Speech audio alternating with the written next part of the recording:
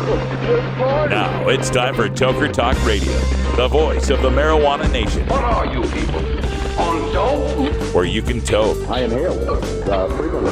Or you can talk. I experimented with marijuana and didn't inhale. Or you can toke and talk. 10 federal criminal penalties for possession of up to 1 ounce of marijuana. While we talk about toke on Toker Talk Radio. So, by the way, when it comes to pot, if you're 40 years old, you live in a log cabin in Oregon, you got 12 giant pot plants in your backyard, have a ball. Live from beautiful Portland, Oregon at Rolla J Studios. Hey, this is great. Just not cannabis. Plus your calls live at 971-533-7111. They're walking on their pants with their cap on backwards, listening to Enema Man and Snoopy Poop Dog.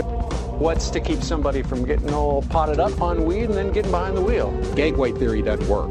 It's a reality. Holland, is it real? Don't tease me. We're locking up people that take a couple of puffs of marijuana, and the next thing you know, they got 10 years. And now, here's your host, the guru of ganja graphics, the sultan of sativa statistics, and the worst nightmare of a reefer mad prohibitionist. A polite, perspicacious, productive pothead with a propensity for PowerPoint. Radical, Russ Belville. Oh, yeah. Welcome back, everybody. 4:02 in the Pacific Time Zone. Time for Toker Talk Radio. Glad you could be here. Plenty of stuff to talk about. I know my wife is all freaked out about the Game of Thrones Season 5 finale last night. Don't worry, I'm not going to give you any spoilers, because you know what? I don't care that much about Game of Thrones. I don't really follow it much. You know what bugs me about the show the most? I can't see anything. It's like every goddamn shot is shot with like a half brightness and a blue filter. Like you can't see anybody. You can't see anything. Makes it hard for me to get involved with the show that way. But we got other things to talk about here. Lots of marijuana topics to talk about. Coming up, I've got this great piece off of Vox.com that highlights the double standard when it comes to covering marijuana versus covering alcohol. So that's coming up in just a little bit. Also, we're going to have you an update on that man from Albuquerque who lost $16,000 when the DEA seized his cash on an Amtrak train. Got an update on that coming up for you. But first, we got a guest in the studio to visit with. We got Pork Chop sitting in with us. How you doing, Pork Chop? We're doing great well here in Portland. Yeah, having a good time. And Pork Chop's a medical cannabis grower here in the state and a patient. And you got some plans coming up, don't you? Oh, yeah. We're going to tear it up in Oregon, 503. We're going to show what it's about. We're going to free the weed. Yeah. Tell them about your free the weed plans, because this is pretty amazing. My free the weed plan is the Veterans Program, Fuck the DEA program, is going to give out 420 pounds of weed over the next year here in Portland, Oregon. We're going to start out giving out over 200 pounds on July 1st at midnight. That's right. Right here in 503. That's right. Pork Chop style. Pork Chop's giving away pounds and pounds of marijuana. And you're thinking, wait a minute. Number one, when, where, what? And number two, how? How is this possible? Well, here's how it's possible, folks. Under the Oregon legalization law, any adult can freely exchange up to an ounce of marijuana with any other adult. But also, medical marijuana patients can still possess 24 ounces.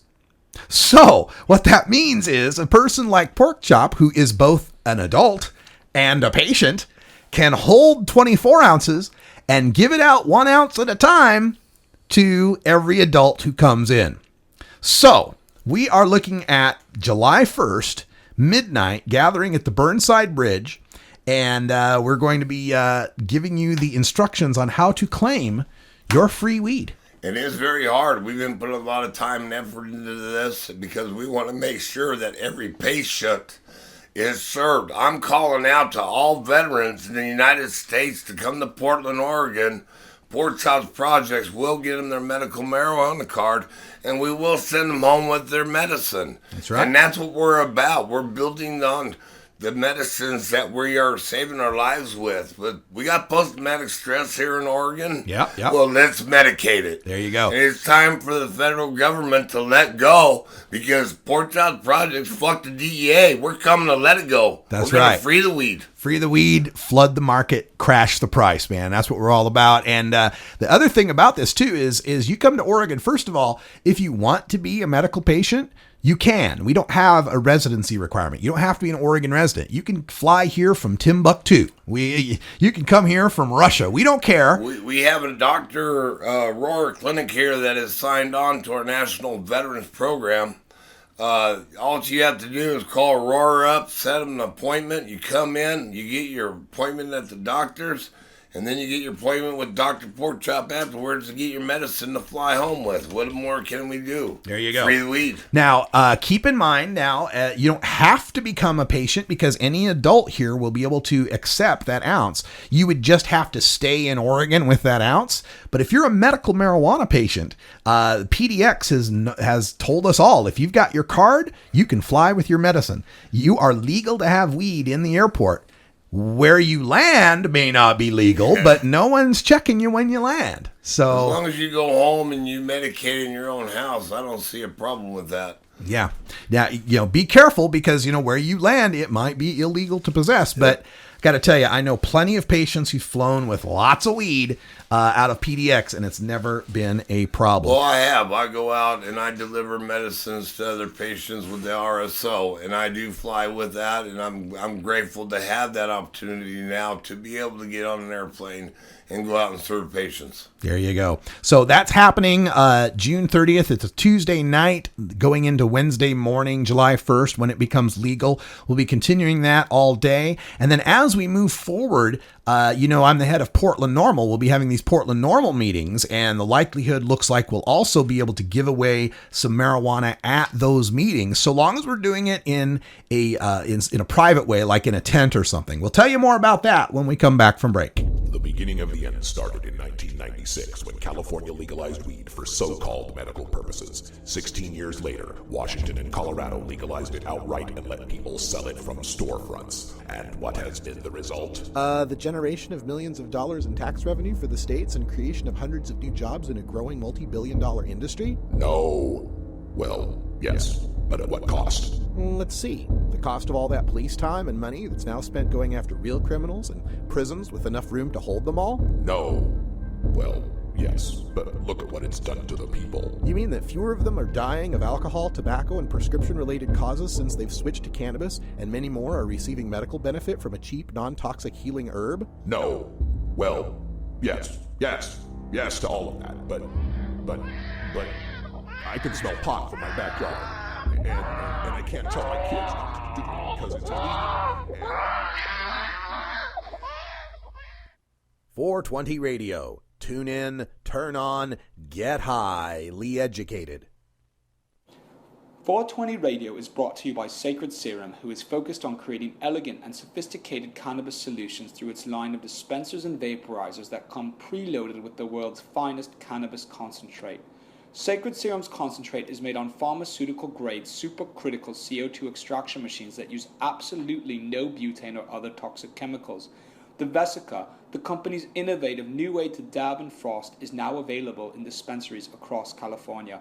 Sacred Serum, elegance and sophistication concentrated.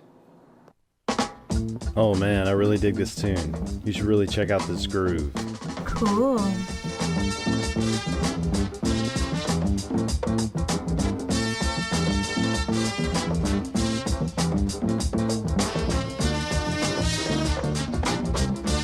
Groovy. Hey, check out more deep cuts like this on my show, Big Daddy Fink's Funky Roller Rink, every Thursday night on 420 Radio. Funky Roller Rink.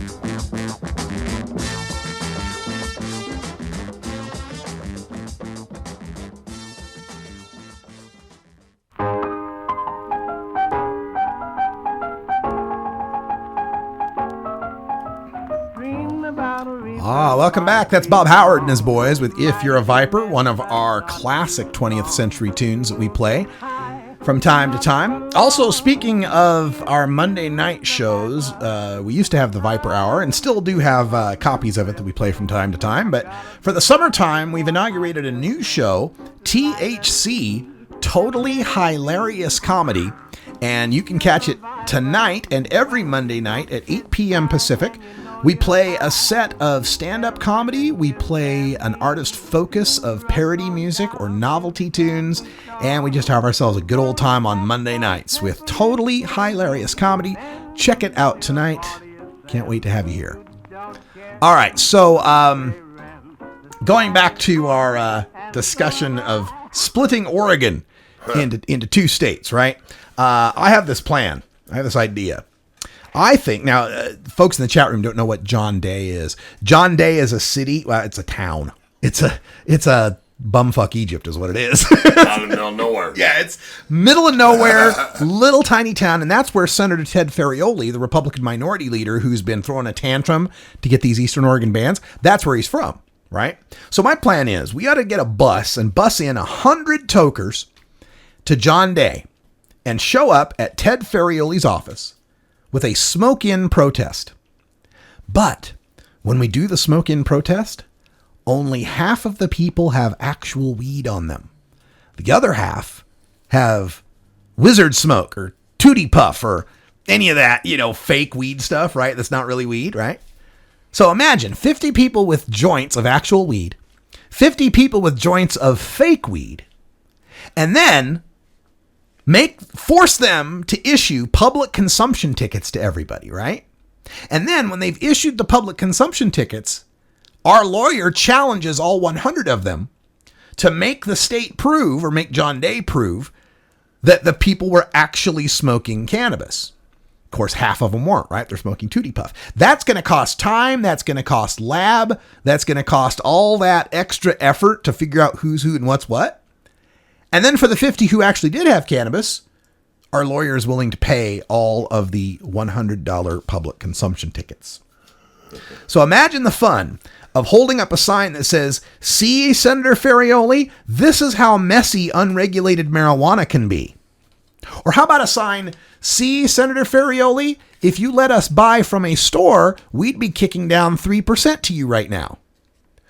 It's going to take making these people uncomfortable before we get any movement on this and get these Eastern Oregon hicks to let up and understand that a statewide election applies to the state. Now, here's another condition about this, and speed limits right along my train of thought on this, right? Ted Ferrioli is an interesting guy because he went from being somebody I was kind of fond of to somebody I'm kind of angry at. And the reason that I was fond of him is because he was the senator who a few weeks back floated the idea that the medical dispensaries should just sell recreational pot. He was the one that said, hey, on July 1st, all these people are going to be legal to possess it and grow it, but they got nowhere to buy it. And if they got nowhere to buy it, they're just going to buy it from the black market. So why don't we just let the dispensaries sell it? And we all went, yeah, that's a fucking great idea. We're ready. We're ready. We'll do that. Sure. Doors are open. Yeah, let's do it, right? But then, the rest of the legislature, we don't know how we'll do the taxes. We don't know how that'll work out, blah, blah, blah. But his reasoning was sound. And that is if you legalize possession but do not legalize purchase, all you do is add to the black market. You add more people who now can't get busted after they've made their purchase from the weed dealer. You've just increased the black market. And part of Ferrioli's his rationale for this proposal was the Cole memo. And this is what all these regulators keep coming back to. They're scared to death of the feds. They're scared. I'm not. Yeah, we're not. We're not in Portland. Not at all. But the legislatures are scared of the feds. They're scared of this Cole memo. And part of what the Cole memo said is, number one, it should not be used. The Cole memo should, or states that legalize should try to stop interstate marijuana trafficking. That is, we'll let you legalize so long as it doesn't get out of hand and start leaking out of the state. Well, by not giving people in Eastern Oregon a place to buy pot, they're going to go up across the Columbia River and they're going to buy it in Washington State. And they're going to bring it back home with them. Oh, across the state line? Yeah. Wow. Well, think of those guys like in LeGrand or Pendleton, they're kind of north on the east side. Yep. They could cross right over into Walla Walla or Yakima or whatever the hell's right across the river there, right? So right there, by allowing these places to have bans over what is about 2/3 of the landmass of Oregon, you directly increase the chances that there's going to be interstate trafficking. And the other thing the Cole memo said is that the legalization should not be a cover for the black market, right? It shouldn't be a cover for continued illegal marijuana commerce.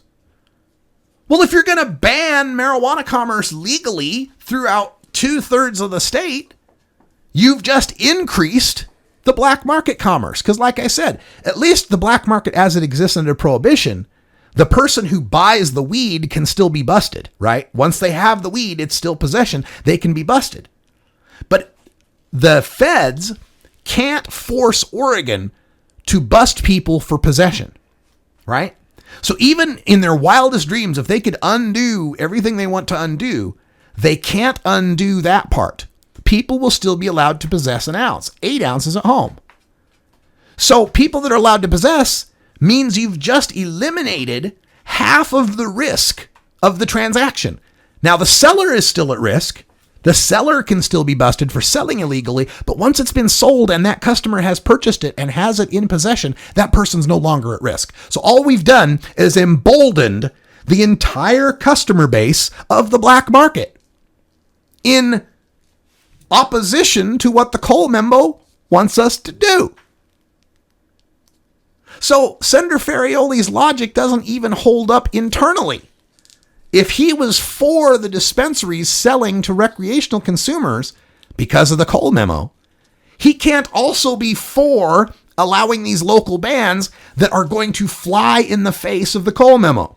They're going to contradict the Cole memo in act, right? I mean, not in deed, but in act, it's going to happen. There's going to be more black market. There's going to be more interstate trafficking. Furthermore, we had a situation where if they allowed the marijuana commerce, and here's an interesting take on this, because I was talking to one of my board members with Portland Normal about this, and she said, Jennifer Alexander, she was the campaign manager for the 2012 legalization that failed here in Oregon, the OCTA, but she traveled around the whole state, and she went to these rural areas that hate pot so much. And you know what it is they hate about the pot? The smell. Bingo. You are our winner. Exactly. It wasn't that, in fact, you talk to these rural conservative people and their attitude is generally, look, I don't care if someone's in their house and they want to smoke pot. I don't care. Yep. But I don't want them growing a big pot garden in the backyard next to my yard where all I can smell is skunk all day. Well, it's only like 4 weeks out of the year that outdoors they get to smell us. Yeah, I know. And that's beautiful. So smell me now. And that's enough for them. That's enough for their complaint. Is, oh my God, we're going to smell pot. Well, here's the thing. What these Eastern Oregon counties are trying to do is they think that their people hate the pot shops. And it's not the pot shops they hate. It's the backyard grows that smell up the neighborhood that they hate, that their kids can hop over the fence and grab a bud that they hate. That's what they hate. So you ban the pot shops. Where are people going to, what are they going to do? They're going to grow pot in their back freaking yard. So now we're back in and jumping fence and robbing backyards for weed. Yeah. If you really wanted the backyard grows to at least be somewhat controlled, you would have allowed pot shops, because most people, given the choice of grow it or buy it, will buy it, right? Yep. It's a pain in the ass to grow weed, right? Well, a little bit, right? A little bit. I mean, it's not. When the fucking DEA comes in and kicks your door in, it kind of confuses you once in a while. A little bit. You've been raided. You've been raided. Oh, absolutely. yeah, I have been raided. And that's the thing is what they're doing is counterproductive to their own goals. If they really, really wanted to reduce how many home grow gardens there would be, they'd allow the pot shops. Now they're going to find that without pot shops, there'll be all these home grows, and then they're going to bitch about legalization causing all this problem when it's them that introduced the problem by not allowing the legalization to take place the way it was written. Where'd you learn that, Cheech? Drug school. There's a drug school? Drug school, I'm in. I think I could go graduate magna cum laude from drug school. Maybe the DEA needs to go to drug school. Yeah, the DEA could use some drug school, that's for damn sure. I'll be their teacher. I'd like to see that. Hey, me and Pork Chop will be right back. We got to take a break because it's 4:20 and, well, you know the rules. We'll see you in a minute. 4:20.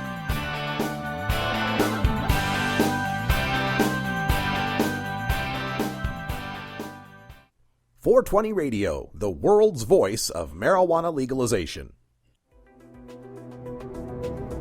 Oregon has joined Washington and Colorado in legalizing marijuana. We're Portland NORML, the national organization for the reform of marijuana laws chapter in Portland, Oregon. Join us as we celebrate the launch of an exciting new era in marijuana freedom in Oregon. Our job has just begun.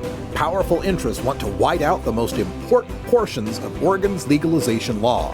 By joining Portland NORML, you add your voice to the thousands who voted for Measure 91 and want it to be implemented as written. The people have spoken. Now it is time for the legislature to obey the will of the people.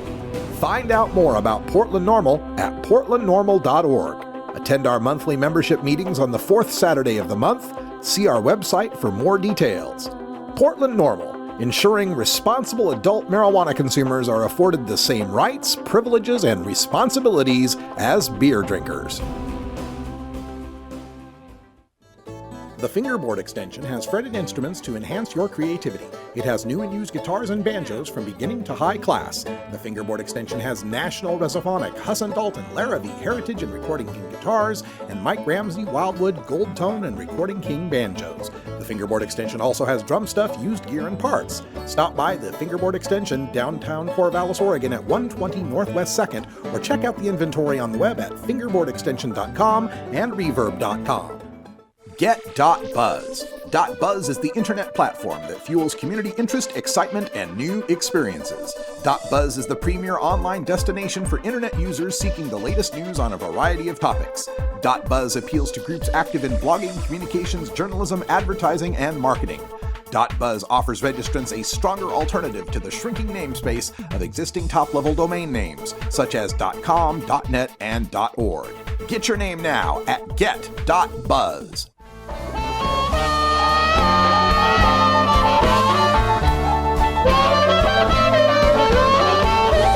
Everyone knows music and marijuana go together, so let's wind up our 20 after break with the Russ Belville Show's Daily Toker Tunes, the best in pod-safe 420 music from around the web. Today is Roots Monday, featuring the blues, country, folk, and jazz music that birthed the modern sounds we enjoy today. Now, sit back and enjoy your Daily Toker Tune. All right, welcome back, everybody. It's Monday, and that means it's time for us to visit with the newly unemployed Bacon Dan. How you doing, Dan? Well, no longer unemployed. I just got hired by the Green Dragon. Oh, my God. So within 1 week, we went from unemployed to employed. That's good news, man. Yeah, and I also just interviewed at a brand new dispensary opening up on Hawthorne. So things are looking up, I can say. What is the Green Dragon? The Green Dragon is a 50-tap beer hall owned by Rogue Brewing. Yes. So, Do they have green beer there? I'm sorry, what was that? Do they got green beer there? They have green beer? They don't have green beer, but they have a secret tap called Tap 19 that is always an Imperial and at least 9%. Ooh, very nice. I like 10%, but we'll do 9. 9 will do just fine. Yeah, this is, of course, Portland is known as Beervana around the world for our great selection of craft brews and places with 50 taps. That's like, I mean, that would be, big news anywhere else. But here in Portland, how many places we got like that? We have quite a few, and I will say, my being part of 420 Radio actually helped me get this interview at the dispensary I was at today. Oh, see the Belleville bump working again there. Boom, boom. Exactly. That's great news. Other stuff that you're involved in, of course, the Who's the Ross show with Aaron Ross, and looks like we got a big legalization episode coming up. Absolutely. The final night of cannabis being illegal in this great state, in the Beaver State, our very own Ross Belville will be on Who's the Ross, and we will go from Dante's to the Made in Oregon /White Stag /Portland, Oregon sign at midnight to smoke up and enjoy the sweet taste of freedom. Yeah, it's so cool because... Smoke up. Yeah, that's right, man. Smoke up. That's right. We're going to smoke up at midnight? Yeah. Really? Yeah. We're going to do it here in Portland? Yeah. Well, I'll give 420 pounds of weed to make it happen. All right. There we go. The plan is set, man. And this is great. The Aaron Ross show is at Dante's, which is at 3rd and West Burnside. So we're only like 3 blocks we got to walk to get to the bridge where we're going to do the big legalization ceremony. So that's going to be a lot of fun. I think I'll set up at 420 on the day, on the 30th. Anybody that wants to come up on the bridge, on Burnside Bridge, and sit with me until midnight, we'll show Oregon what it's all about. That's right. All right, let's get to our tune here, Bacon Dan. What do we got? Oh, we've got the legendary, the man himself, Hank Williams III, a.k.a. Hank 3, with the beautiful song Rebel Within. I felt it was such an appropriate song, especially given my brand new job and everything going on in Oregon and around the world. You know, Cascadia. I mean, as of July 1st, Cascadia is cannabis, like the most cannabis-friendly zone in pretty much the world. That's right. And it's awesome. So this is from his 2010 album, also called Rebel Within. I just absolutely love this song. He references smoking in it. As we all know, Hank 3 is definitely a fan of the herb. Yeah. So this is a great one to sit back. It's hot as hell right now in Portland, and so I figured, it's the appropriate song, and I have to plug, yet again, I will be a guest on Tom Green tonight. So TomGreen.com, jump on there after tonight's show, and you will see me. I'll be the gentleman with the shaggy hair and the Canadian flag in the background. All right. We'll see you on the Tom Green Show tonight. And right now, Hank Williams 3 with Rebel Within.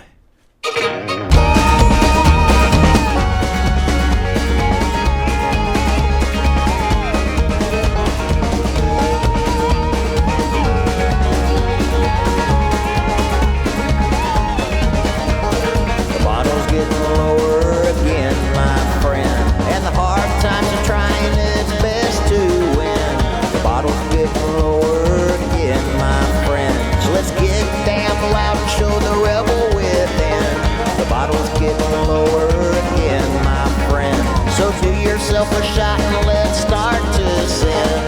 The bottle's getting lower again, my friend. So let's light up the smoke and live hard till the end. Yeah, I'll do it right, you can do it wrong. Just look out, darling, cause you know I'm cock strong. You can do me right and I'll do you wrong.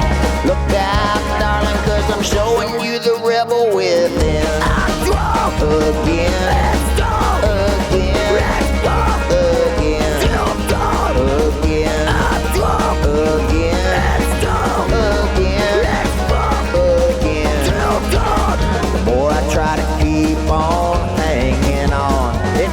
Feel like I've lost everything I've owned. Maybe it was all the hell I raised, or it might have been the whiskey that I drank for days. Was it 'cause I don't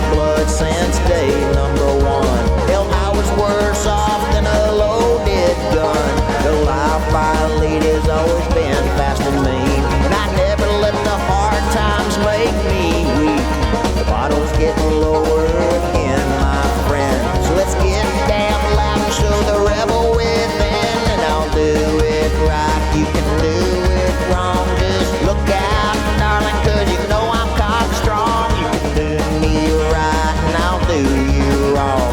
Look out, darling, 'cause I'm showing you the rebel within. Again, again, again, again,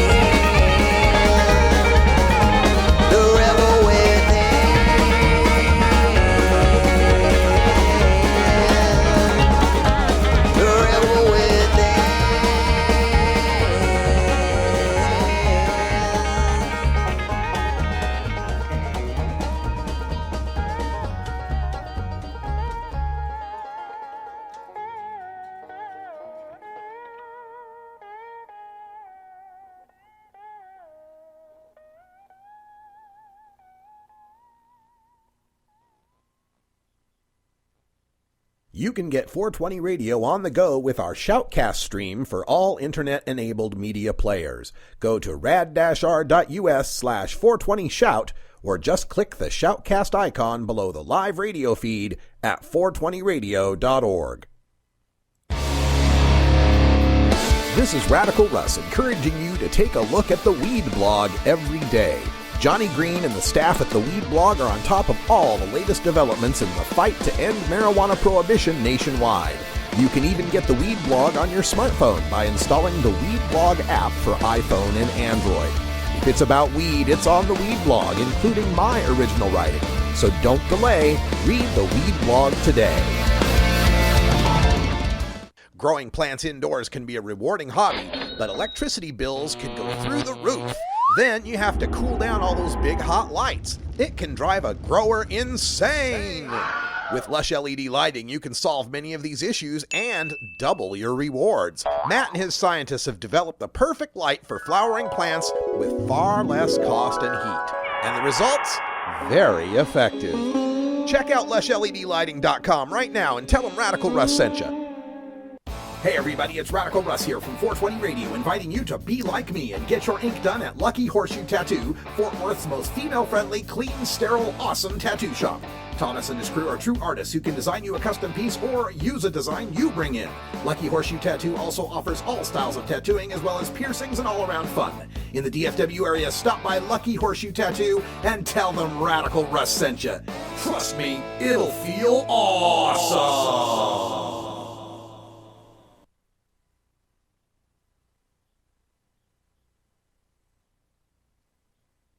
Hey, there's Judy Garland. Hiya, Judy. Hi, Larry. Judy, you know my mom, of course, Dick and Dorothy Rogers. Hello, Judy. Hello. It's a wonderful party. I'm glad. But excuse me, I must keep the customers happy. You're coming, Larry? Coming, Mother. Oh, that's all I need. Fine, take care. I'll be right back. Always in action. Say, when are we going to do that show together, Judy? We've been talking about that show for so long, it's gotten to be a running gag. That's only because you're never in New York. Welcome back, everybody. That was some video from Judy Garland and Mickey Rooney. There's a song coming up, but I didn't want to wait till the song played. It was going to be quite a bit of dialogue, so might as well get back on the air to discuss the latest in marijuana news and information for y'all. And I've got this great article that I'd like to read for you. Came off of Vox.com. I'm going to alter it just slightly as I read it, but the point is true. So check this one out. Dateline New Orleans.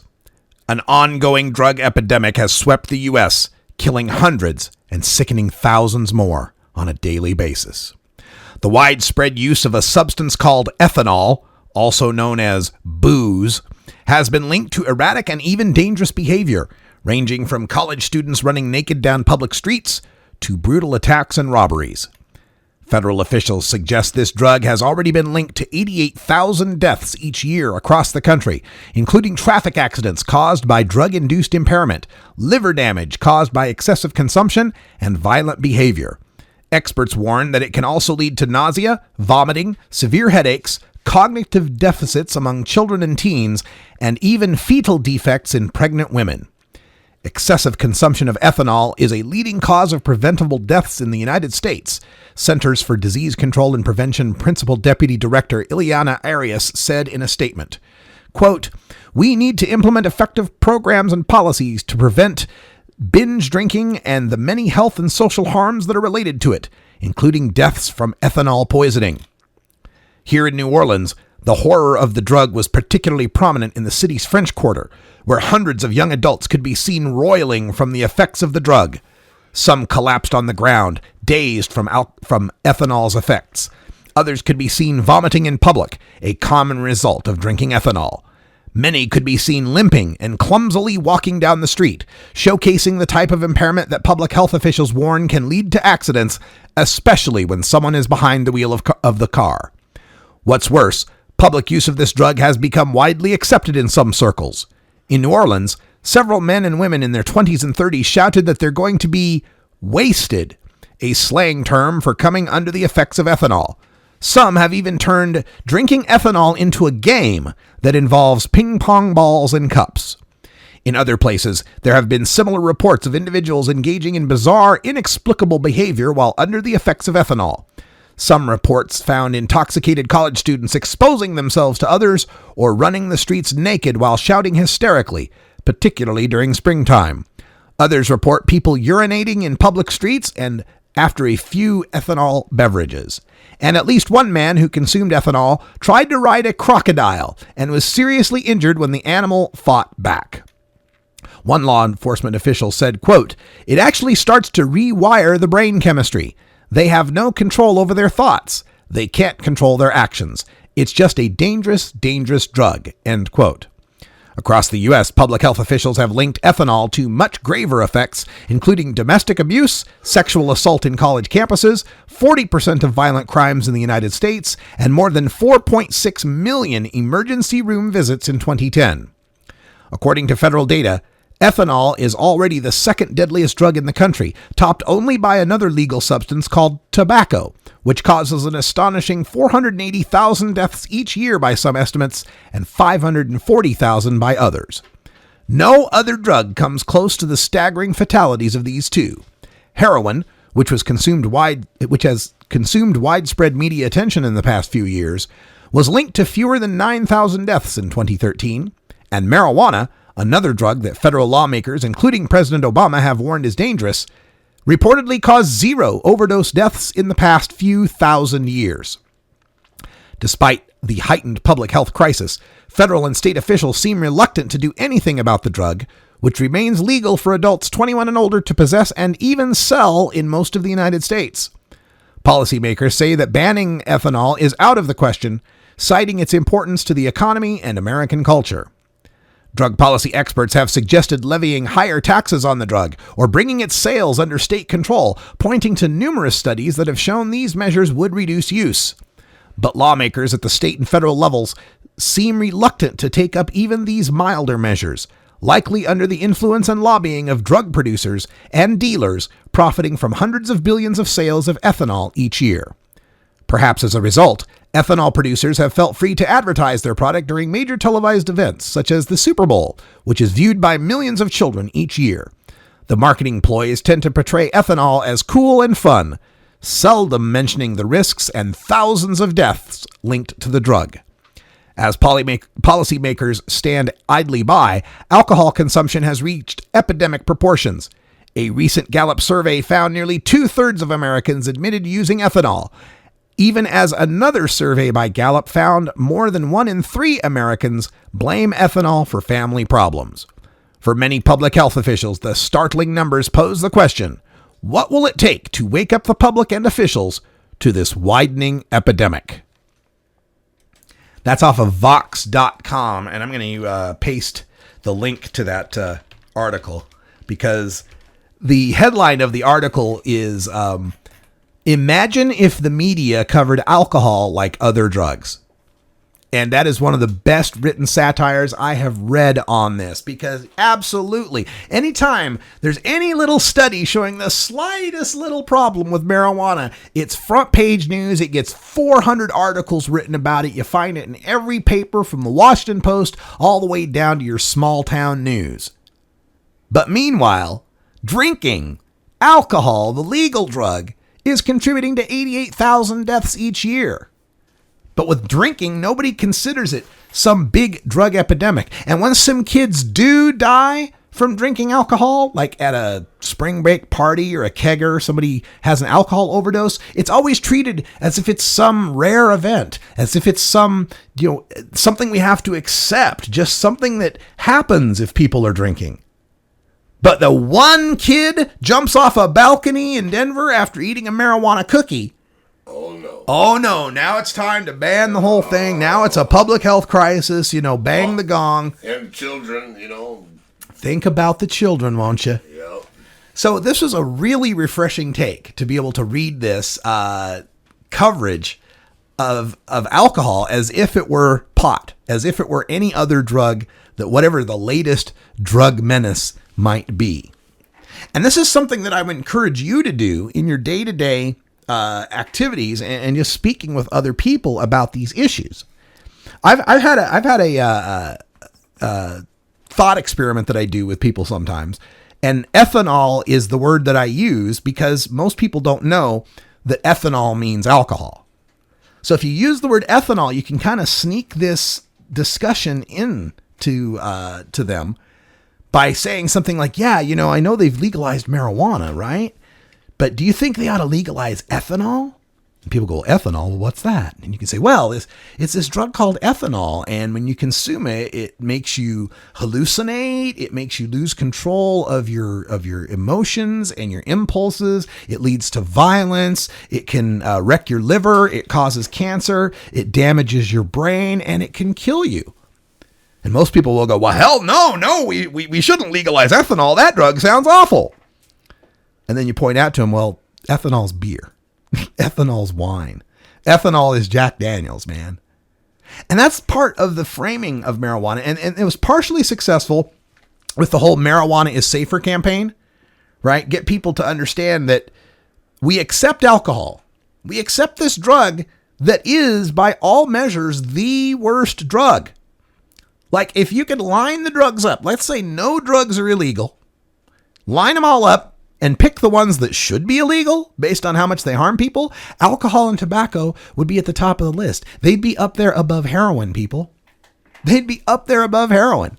Most of the deaths that occur from heroin don't occur specifically because it's heroin, but they occur because the amount of heroin you're getting and its purity is unknown, right? And so people don't know that they're injecting too much. When they overdose, they may be injecting exactly what they injected the last time, but the last batch wasn't as pure as this batch.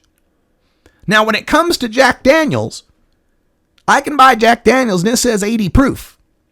I don't go buy one bottle of Jack Daniels that's 30 proof and the next bottle of Jack Daniels is 170 proof.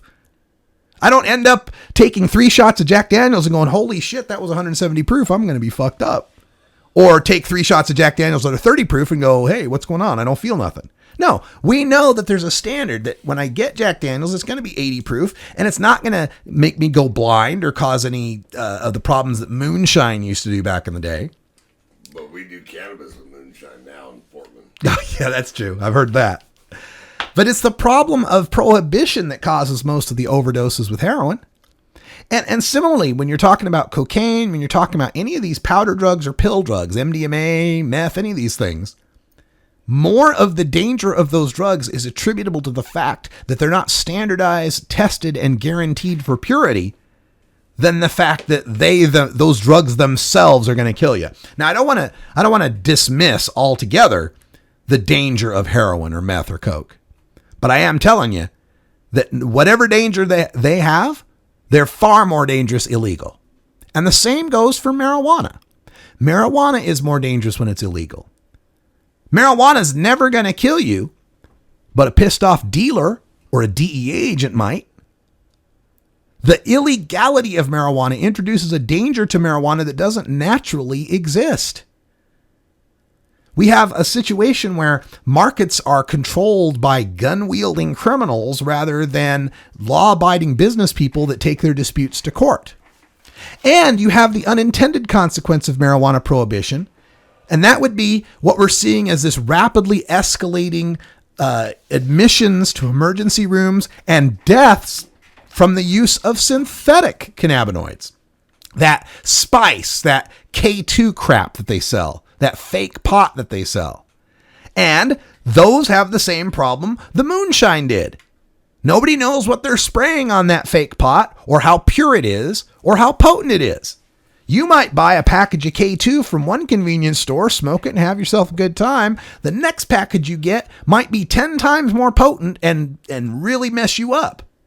And these synthetic cannabinoids, as Dr. Mitch mentioned earlier, are powerful agonists. And to understand what that means, we have cannabinoid receptors in our system, right? Like all throughout our bodies, our brains, all throughout our organs, we have these cannabinoid receptors.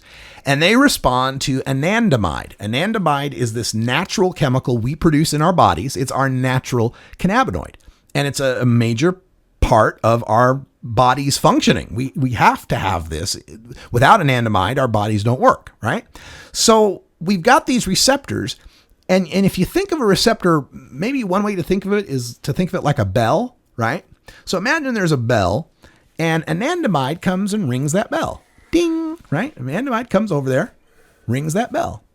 Now, we also have tetrahydrocannabinol, THC, that you get in a cannabis plant. It's an exocannabinoid. That means outside of the body. It's produced by a plant outside of the body. But THC also rings that bell, right? Just like anandamide does. And maybe a little stronger than anandamide does. Maybe anandamide is like ding, ding, ding. And then pot is like ding, ding, ding, like really rings that bell, right? Well, these synthetic cannabinoids blow the bells up, right? They explode the bells. Like if THC is hitting that bell with a little hammer, then these synthetic cannabinoids are blasting it with an artillery shell. That's the level that the reason they made these synthetic cannabinoids is they're working. Okay, so imagine you got your laboratory and they're working on lab rats, right? So you're working on a lab rat and you want to figure out if this particular receptor, if you do something to it, does it make a change? Now, if you go the natural route, you're going to be there for years trying to figure out what this particular receptor does. So what you do is you come up with a molecule that's a super agonist. It's like a turbocharged version so that you can speed up the process. You can get an idea, how bad is this really going to work? What's this really going to do? You accelerate, you turbocharge the process. And in so doing, you create a molecule that trips that receptor at far, far, far greater a level than nature ever intended. So all you kids out there that are out there smoking the K2, the spice and all that, you are kicking your endocannabinoid system's ass. And it's only a matter of time before you get that artillery shell of K2 that blows your endocannabinoid receptors away. And I mean that metaphorically. I mean, it's not like your receptors disappear, but I mean, overcharges them, overstimulates them. I think of that scene in Clockwork Orange where Malcolm McDowell's got his eyelids pried open and it's like that, but marijuana, right? It's just overdoing it. So these are the consequences of keeping marijuana illegal. It makes the marijuana itself more dangerous, and it makes the alternatives more dangerous as well.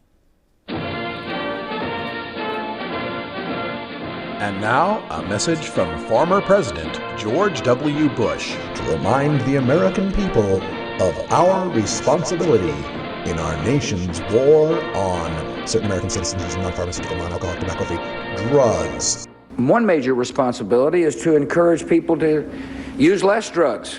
That's right, America, use less drugs. Put down the Prozac, the Vioxx, and the Levitra, and turn to the herb. Use less drugs. Our national policy is no longer just say no, it's now just slow down. You get me too high. I overanalyze. If you've ever been too high, then you can sympathize. You get me too high. life has said some silly thing, and that's the reason why. You can get 420 Radio on the go with the TuneIn Radio app for all mobile platforms. Go to rad-r.us/420tunein or just click the TuneIn Radio icon below the live radio feed on 420radio.org. Adam Hand of Handmade Apparel produces quality custom designs for t-shirts, hats, and other apparel. Handmade Apparel is the official design shop for 420 Radio among many clients who rely on Adam Hand for everything from short-run custom projects to full-run clothing lines. Visit handmadeapparel.biz to browse the selection of handmade gear or to get a personal quote for your own designs. Handmade Apparel, a proud supporter of 420radio.org. If you're an adult who enjoys a good beer, there's a similar product you might want to know about. One without all the calories and serious health problems. Less toxic so it doesn't cause hangovers or overdose deaths, and it's not linked to violence or reckless behavior. Marijuana, less harmful than alcohol, and time to treat it that way. For more information, visit marijuanaissafer.org. You know Herb Thrasher from the Herb Thrasher Flower Hour. Now get ready for Herb Age Designs for the proud cannabis consumer. Herb Age Designs, lifestyle gear for the 420 friendly. Herb Age Designs, we've got Frisbee golf discs and durable hemp gear. Herb Age Designs, we've got shot glasses, drinking glasses, coffee mugs, and beer cozies. Check us out on Facebook and online at herbagedesigns.com and follow Herb Age and Herb Thrasher on Twitter.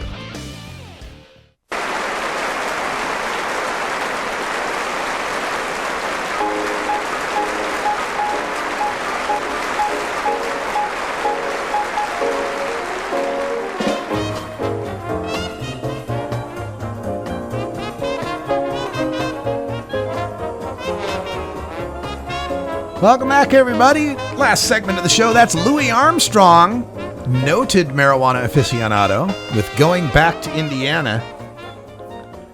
Make sure you join us later tonight, 8 p.m. Pacific time. We've got totally hilarious comedy coming up. We'll play you some parody music. We'll have our Weird Al Yankovic song of the day. We got some novelty tunes and some stand-up comedy coming to you tonight. Stay tuned for that. 8 p.m. Totally hilarious comedy. All right, I wanted to report on the Portland Cannabis Cup. I get a lot of questions from people. I heard there's going to be a Cannabis Cup in Portland. It's going to be a Cannabis Cup. Oh, yeah. We've been hearing about it for the last 4 months at the expo. It's like the Cannabis Cup's coming. Well, where is it? Exactly. Hello. We got money. We want to get our booths and we want to get set up so we have a beautiful time. Why do we have to wait until 30 days before the show? Yeah. No kidding. We are Portland. We are free to eat here. Yep. And so this erupted into a social media controversy today. Now, on Friday's edition of the Herb Thrasher Flower Hour, we had Danny Danko on the show, and Danny mentioned that there will be a Portland Cannabis Cup, and it will happen July 25th and 26th, but he didn't yet know where it would be held. They haven't placed it up on their website yet. If you go to cannabiscup.com, they still have a Portland page, but it just says coming soon. Now, I'm getting a Twitter follower who tells me the rumor is that it'll be at Portland Meadows. We'll see about that. But where the controversy existed is that Coral Reefer, one of our friends on the show and a fellow kind of professional pothead blogger like myself, she's based out of San Francisco, and she's got over 40,000 followers out there.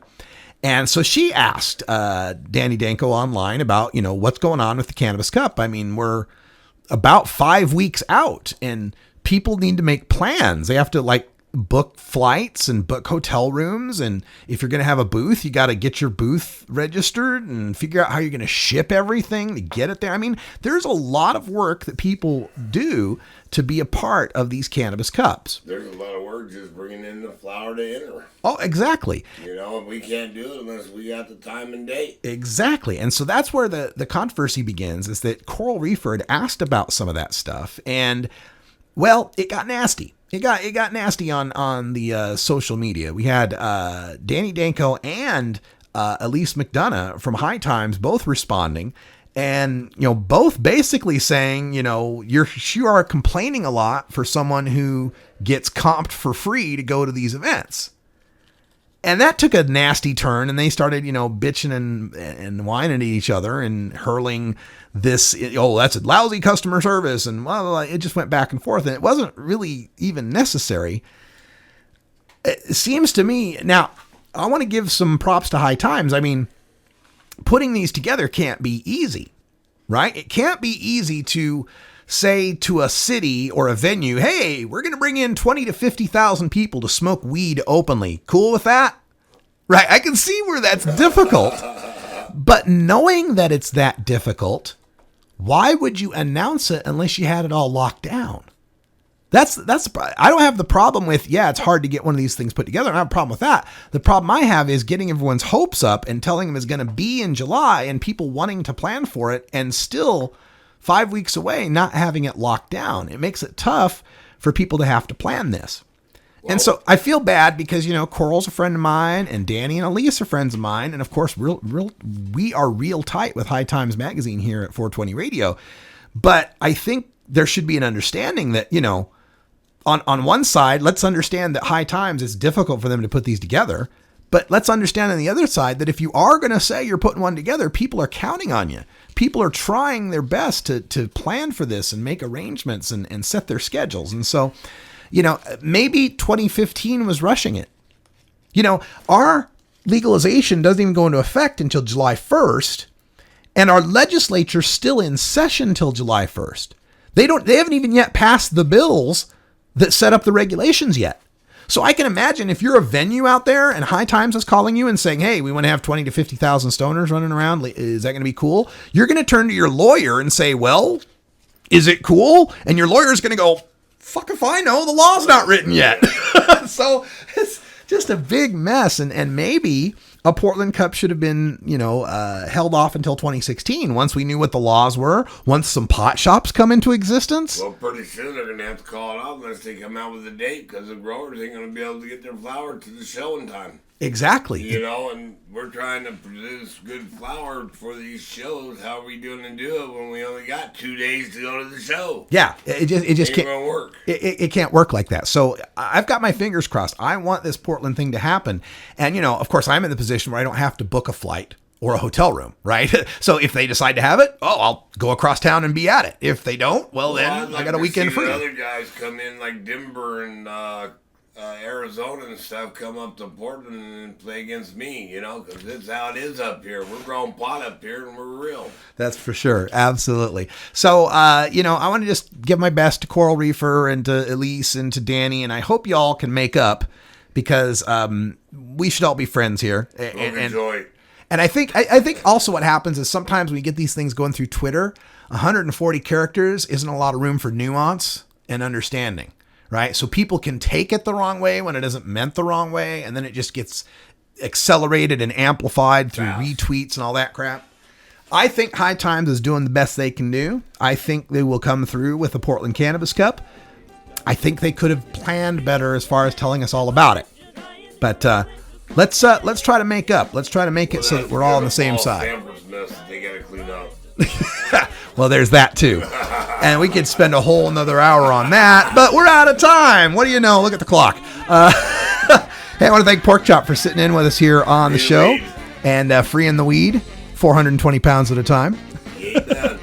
That's all the time we got here for the Russ Belville Show, but stay tuned. We've got the Activism Hour coming up. We've got all sorts of great clips from Leap and Magical Butter and many others, Americans for Safe Access and normal chapters as well. If you missed any of the first 2 hours, stay tuned because at 6 o'clock they replay. And then again at 8 o'clock, Totally Hilarious Comedy is on live. For Pork Chop, I'm Radical Russ. Thanks for joining us. And until next time, take care of each other, tokers. This is the Russ Belville Show. The Russ Belville Show is blogging and podcasting daily at radicalruss.com. You take a seed, you plant it, you grow it, you dry it, you roll it, you smoke it. You take a seed, you plant it, you